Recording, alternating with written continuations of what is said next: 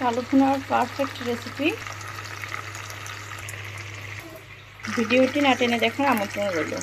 আসসালামু আলাইকুম everyone, welcome back to my Facebook page প্রতিদিনকার আয়োজন। সেই সাথে আমার রান্না। আজকে আমি রান্না করব কালো ভুনা। আমি শুরুতেই কয়েকটা তেজপাতা টুকরো দিয়ে দিয়েছি, দিয়ে দেবো দারচিনি টুকরো। আর এখানে আমি ছোট এলাচ, বড় এলাচ, গোলমরিচ, লবঙ্গ নিয়েছি, একটু থেতো করে দিব। দিয়ে দিব পেঁয়াজ, দিয়ে দিব পেঁয়াজ বেরেস্তা, দিয়ে দিব বেরেস্তার তেল, দিয়ে দিব লবণ, হলুদ, মরিচের গুঁড়ো, পাঁচফোড়ন, জিরা, ধনিয়া গুঁড়ো, দিয়ে দিব আদা রসুনের পেস্ট।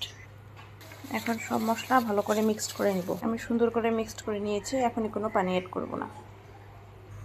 আপনারা গরু, খাসি যে মাংস দিয়ে বানান না কেন এই একই রেসিপি ফলো করে বানাতে পারেন, কিন্তু এখানে পেঁয়াজ বেরেস্তাটা বা মাস্ট দিতে হবে। এই পেঁয়াজ বেরেস্তা ছাড়া কিন্তু কালো ভুনা হয় না আর কি। কালো ভুনার কালারটাও সুন্দর আসবে না এবং খেতেও ভালো লাগবে না। ফিরছি 5-7 মিনিট পর। অন্যান্য মাংসের থেকেও কালো ভুনায় কিন্তু বেশি তেল মশলার দরকার হয়, কিন্তু মাংসটা পোড়া পোড়া করা যাবে না। আমি আবারও ঢেকে দিলাম। মাংস থেকে পানি বের হচ্ছে, দেখতেই পাচ্ছেন। এই ফাঁকে ডাল ভিজিয়ে রাখলাম। আবারও 5 মিনিট পর ফিরলাম। এই কালো ভুনা কিন্তু রুটি বলেন, মাংস বলেন, পোলাও বলেন, সব কিছুর সাথেই খেতে বেস্ট। এখনও পানি অ্যাড করবো না, ঢেকে দিব এবং মাংসটা একটু পর পর ভেজে নেব। যে পর্যায়ে লেগে আসবে ওই পর্যায়ে সামান্য পানি অ্যাড করব। অল্প অল্প করে পানি দিতে হবে, বেশি পানি দেওয়া যাবে না, যেহেতু এটা ভুনা, তাহলে কিন্তু কালো ভুনা হবে না। মিডিয়াম হিটে আমি রান্না করতেছি যাতে মাংসটা সেদ্ধ হয়ে আসে আর বেশি পানির প্রয়োজন না হয়।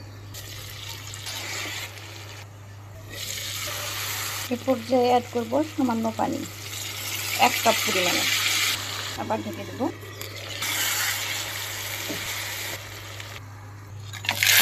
এদিকে ভাবলাম একটু ডাল রান্না করি। ফোড়ন, তেজপাতা, দারচিনি দিয়ে দিয়েছি। দিয়ে দেবো ছোটো করে রাখা রসুন, দিয়ে দেবো পেঁয়াজ কুচি।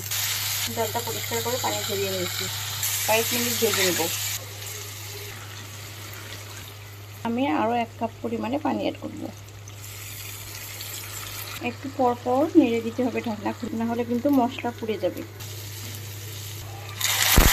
দিয়ে দেবো সামান্য আদা রসুনের পেস্ট, এটা কিন্তু একেবারে অপশনাল। পাঁচফোড়ন, জিরা, ধনিয়া, হলুদের গুঁড়ো, কয়েক টুকরো কাঁচামরিচ। আমি আরও 1 কাপ পানি সামান্য অ্যাড করব যাতে মাংসটা ভালো করে সেদ্ধ হয়। আমি কিন্তু অলরেডি 20 মিনিটের মতো কুক করে নিয়েছি মাংসটা মিডিয়াম হিটে। আমি 5-7 মিনিটের মতো কুক করে নিয়েছি। এ পর্যায়ে নামিয়ে নেব। পেঁয়াজ বেরেস্তার কড়াইতেই আমি সরষের তেল দিয়ে পেঁয়াজ আবারও ভেজে নেব। দিয়ে দেবো কয়েকটা শুকনো লঙ্কার টুকরো, দিয়ে দিয়েছি পেঁয়াজ কুচি।